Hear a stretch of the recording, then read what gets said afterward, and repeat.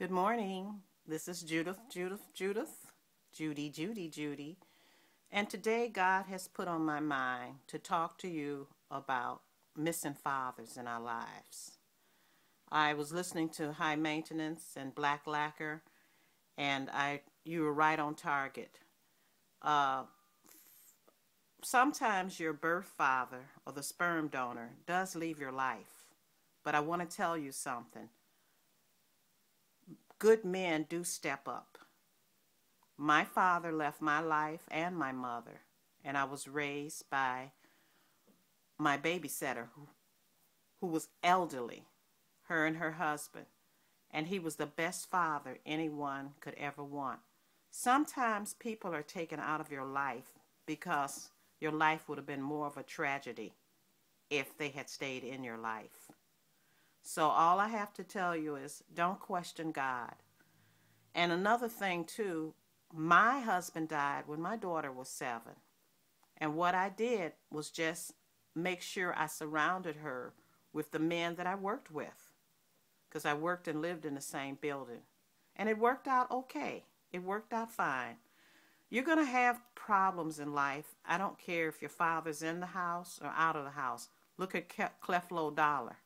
I mean, he's right there in the house. He's telling everybody what to do. And then he had to have a confrontation with his daughter that ended up with him being arrested. Some fathers molest their kids. Now, you black guys, don't think that I'm trying to trouse you black men. Look at the father that killed his wife and his 3 kids. I mean, sometimes just the fact that you have life is a good thing. Just remember that. It's a good thing that you have life. How do you like my beautiful Queen Nefertiti? Sometimes when I don't feel like combing my hair or dressing up or everything, I just get the camera, point it to her beautiful face, which I told you is I think I was in the other life. Too bad God didn't let me bring any of that gold back here with me, especially with the prices of gold.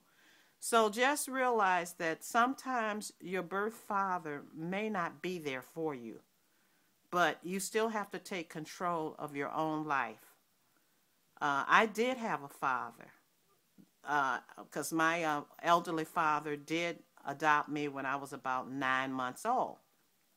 So he gave me very good advice. Number one advice is you don't live with anybody. If he's not good enough for you to marry or for him to marry you, you leave him. You don't shack.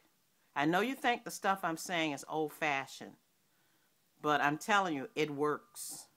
You don't provide a home for no guy.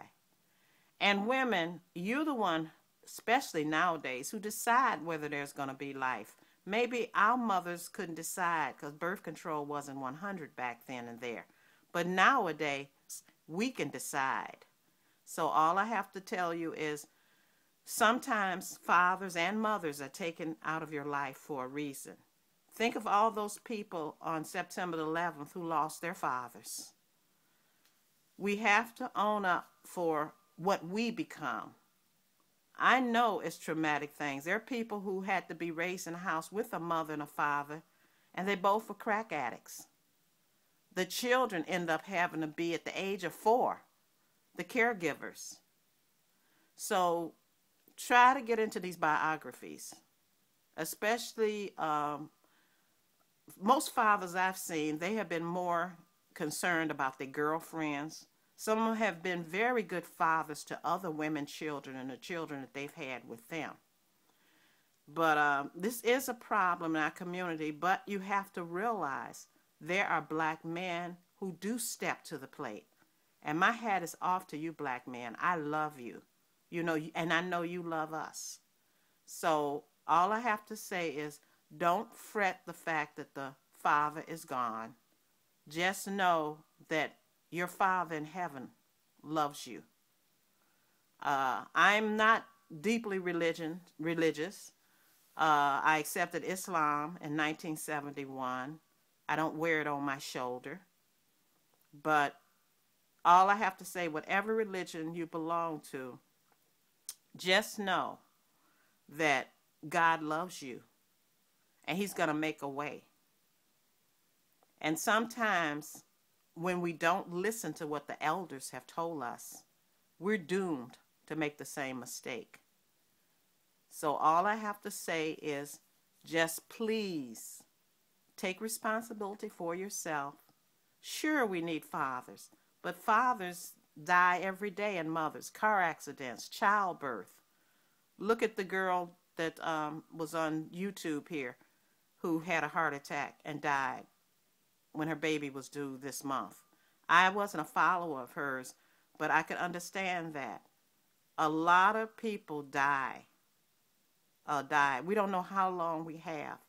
Just enjoy the life that we have here. And fathers, this is to you. Don't make babies with women that you know you're going to walk away from those babies. Personally, you're going to probably hate me for saying this, but I almost think that if you don't want to be a father, get a vasectomy. Get a vasectomy. Look at that football player who's in jail now because he put a hit out on his girlfriend because she was pregnant. And women, please be careful that you're taking your life in your hand when you get pregnant by these guys, because some of the people who don't want to pay child support, they will kill you or have you killed to get out of it. I'm not saying all, but they will. And yes, women will have men killed also. So I'm not like jumping on men. So this is my first video today. It's called Father, Where Are You? If you're taking care of your children, my hat is off to you. I love you. You're doing a great job. Mothers, do not get pregnant. Girls, don't get pregnant. Look across the table at that guy who's whispering all those sweet nothings to you and say, will this guy make a good father? Remember the man who had 30 children with, I think, about 8 or 9 different mothers, maybe 10 mothers? That's not a father. That's a sperm donor. And the women who would go behind him and still have more children, one of them, her support check was something like $1.25 a month. That's crazy. But my prayers are out for you people who do not have fathers. My birth father didn't raise me. When I finally met him at the age of 18, he wanted to sell me a bicycle. He wanted to borrow money from me. People had told me he wasn't no good, but I wanted to still give him a chance when I was 18. And they were right. He wasn't any good. I don't know if my grandmother spoiled him, because my father was a mulatto, so he was really, the women were really after him. And he married my mom when he was 30. Well, I think before. He was about 28 because my grandmother made him marry her. And she was only 18 or 17. So she was 20 when I was born in 1942.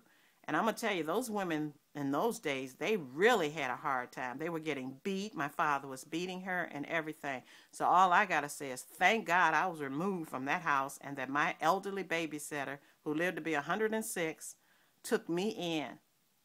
Took me in. Everybody should have a father. You know, you can't be a father to a boy and a girl and molest them now. Like Tickle Me Elmo, tickle my behind. You know, when you're going to be a father or a big brother or something to these children, keep your hands off of them. They're young kids. They don't need you to be molesting them. That's the only thing. I've kept an eye on my daughter as far as that was concerned. I educated her and I told her, I says, you do not let people touch this and that. They're going to ask you to do this and that.